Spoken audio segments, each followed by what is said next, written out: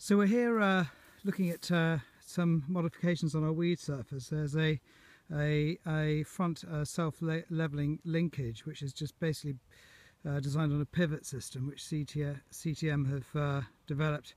And then we've got two hydraulic wheels at the front, and the idea is that you set it up to the height you want to surf, and then let the surfer then find its own position.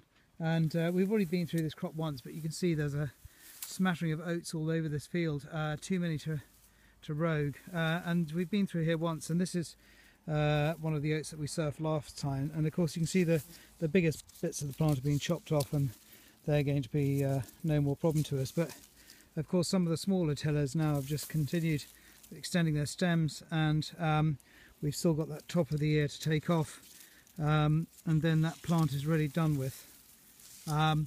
So really they normally do need doing twice, because it's very difficult to get the oat as a whole plant the first time, because the tillers are all at different stages. But anyway, it's going to be interesting to see how these new modifications are like, what they're like, and the tractor will be up here soon, and I'll show you a clip of it going past.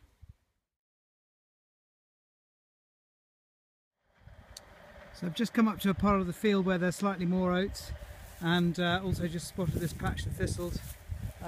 So we'll just have a look to see how it deals with those.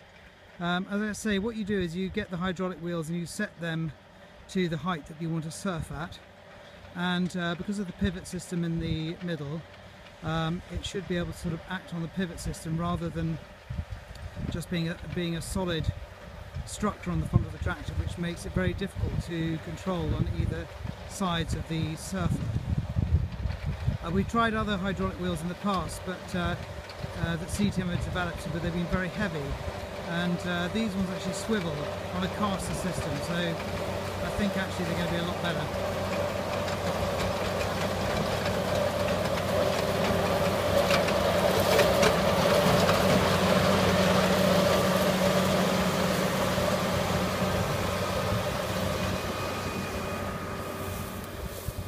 So just looking down the line where the surf has been here, you can see that it's doing very little damage to the top of the crop, which actually we have done more damage to the top of the crop in the past, taking off the tops of the ears, but then we've had a problem with disease getting in there, and especially things like bunt. But you can see there's a nice line there where the surf has been, and dealt with the oats well there, as you can see.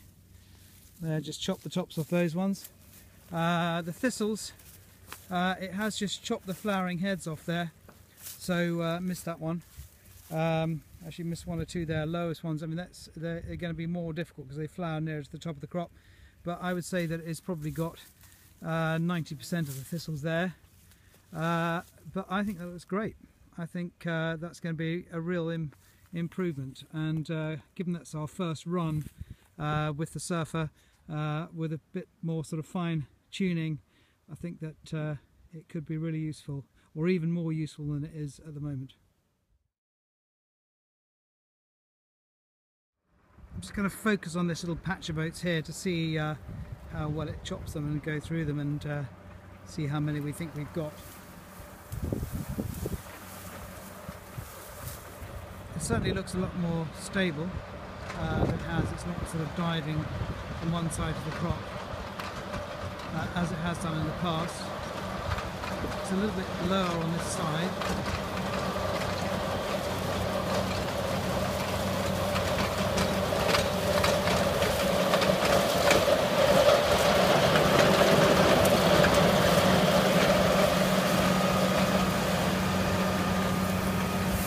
So we go to this patch now, you can see that it's pretty much got all the oats. There's one there, which is a very small tiller that it hasn't managed to get, and there's one that's still emerging here, and so really that would be a field assessment at the in about a week's time to see if we need to go through this crop one more time.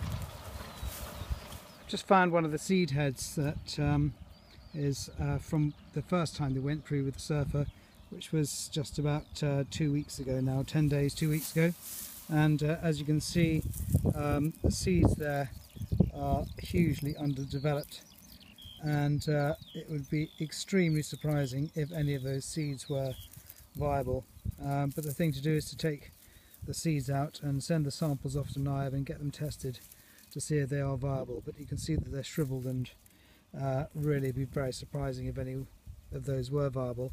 The secret is, which I've said in my videos before, is to go between a week to 10 days after the wild oat has flowered.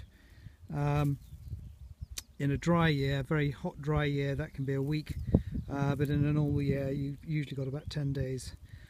So that's the interval that we try and go at. But also one of the reasons why we have two surfers, because to get across the acres we need 2 8-metre surfers to do it in the time required.